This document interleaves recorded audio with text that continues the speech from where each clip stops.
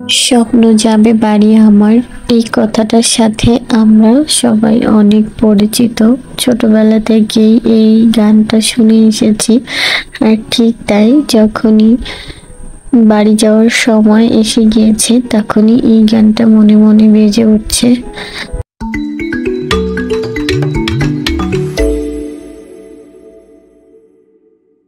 আসসালামু আলাইকুম, সবাই কেমন আছেন? এখন ঘড়িতে সময় সকাল 6টা, আর উঠে নামাজ পড়ে নিয়েছি।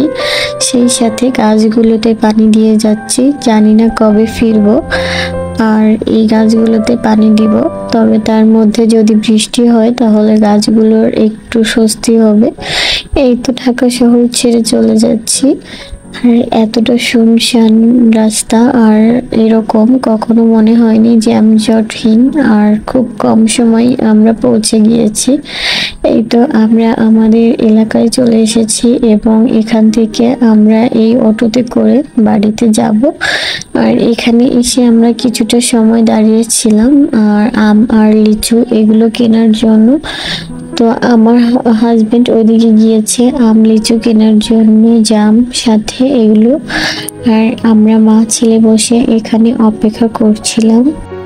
তাকে তো বাসে বসে বলেছিলাম তোমাকে নেমেই চিপস কিনে দিব, কিন্তু ওইটা আর আমার মনে ছিল না, তার জন্য সে একটু রাগ করেছে।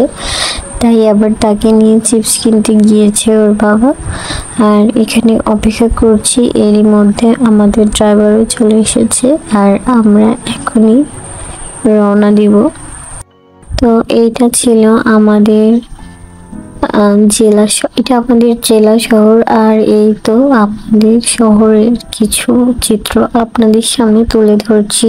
আর এর মধ্যে বাসায় চলে এসেছি, এটা ছিল আমার বেডরুম। তো এখানে টুকটাক গুছগাছ করাই ছিল, খুব বেশি ঝামেলা করতে হবে না বুঝতে পেরেছি।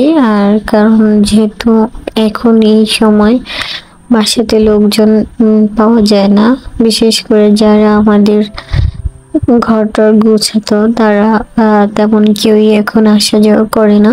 তাই আর কি নিজেদের কাজ নিজেদেরই করতে হয়। এদিকে আমার শাশুড়ি মা আমাদের জন্য হাঁস রান্না করে রেখেছেন, দেখি অনেকটা লোভনীয় মনে হচ্ছিল।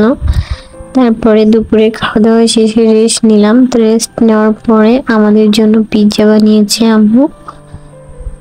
তো পিৎজাটা মাত্র বসিয়ে দিয়েছে, এখনো হয়ে পারেনি। এদিকে আমরা টিৎজা খাওয়ার পরে বিকালে একটু ছাদে ঘুরতে গিয়েছিলাম। আর ছাদে গিয়ে দেখেন আমাদের গাছে কত পরিমাণ আঁশফল হয়েছে। এগুলোকে অনেকেই কাঠলিচু বলে থাকেন। আর এগুলো মাশাআল্লাহ অনেক হয়েছিল, তবে এখনো এগুলো পেকে পারেনি। আরো কিছুদিন গেলে এগুলো পেকে যাবে। মাশাআল্লাহ অনেক সুন্দর হয়েছে। আমি একটা ছিঁড়ে দেখছিলাম এর ভিতরে কেমন হয়েছে, আদৌ পেকেছে কিনা। তো ছিঁড়ে দেখছিলাম, তো এখনো পেকে পারেনি, গায়ের খোসাটা একেবারেই শক্ত ছিল। তো তারপর একটু রাস্তার দিকে হাঁটতে গেলাম, আর হাঁটাহাঁটি করে তারপরে আমরা বাসায় চলে এলাম। তো আজকের ভিডিওটা আপনাদের কাছে কেমন লেগেছে জানাতে ভুলবেন না। আর যদি আপনাদের কাছে ভালো লাগে তাহলে লাইক কমেন্ট দিয়ে সাথে থাকবেন।